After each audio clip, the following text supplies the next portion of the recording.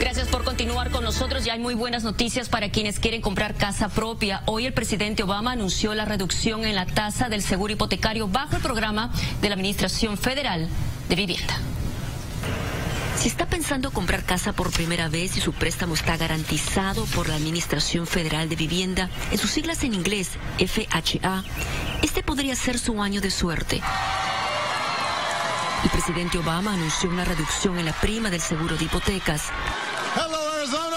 Durante su visita a Phoenix, Arizona, el mandatario reiteró esta oportunidad de vivienda asequible.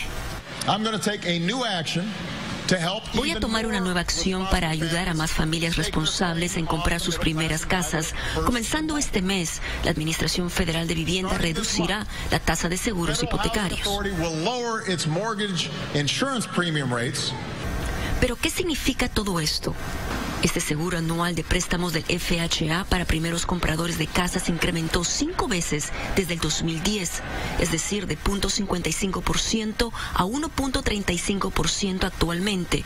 Sin embargo, este porcentaje está a punto de cambiar. La Casa Blanca señala que comenzando a finales de mes, este valor disminuirá a 0.85%, lo que representaría una reducción en sus mensualidades, ahorrando un promedio de $900 anualmente. Según el gobierno federal, esta medida beneficiaría a más de 800,000 personas. Esta reducción también ampara a aquellas personas que refinancien sus hipotecas bajo la FHA. Según el Centro de Préstamos Responsables, este cambio en la prima del seguro de hipotecas brindará más acceso a las familias latinas que añoran comprar una casa y cuyas solicitudes de préstamos fueron rechazadas en el pasado.